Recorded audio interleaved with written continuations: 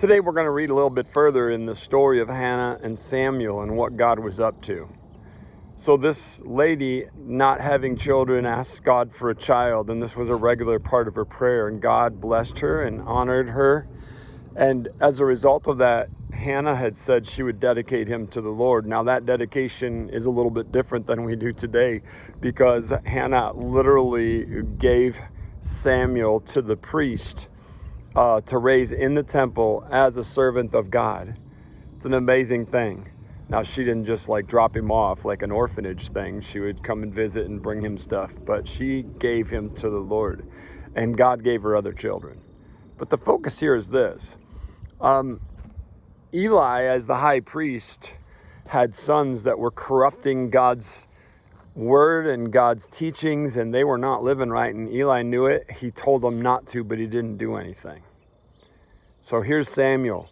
God brings him into this situation and births him, and he is going to become something amazing in Israel. But he's just a boy.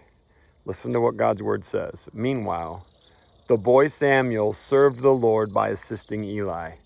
Now in those days, messages from the Lord were very rare, and visions were quite uncommon. Now, I'm not going to tell you, hey, today is that kind of a day or anything, but here's what I want us to hear out of that. Supernatural visions and, messages like, thus saith the Lord, are not always common. There are seasons of time where God is strong in revelation and word, but there's also seasons of time where we live and walk by faith. Now, I believe that happens in our individual lives the same way. We may go through seasons where God is so real and present in our life, and we know, we feel, we sense, and he's there.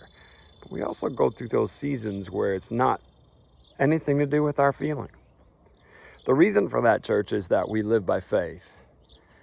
If we only had to go from one spiritual high encounter with God to another, it would require no faith. But you see, God is real no matter how you feel today. No matter what revelation or prayers answered or unanswered are going on in your life, God is. He is. And if you are faithful in serving him and remain faithful in serving him, the times where God's presence in a tangible way will happen. They will. They do. But it's not a constant. He is, and he is in your life if you have received Jesus Christ. Remain faithful even if the time is very rare for God to speak or to give vision. Let's be faithful and let's be his church regardless of the moment. God bless you today.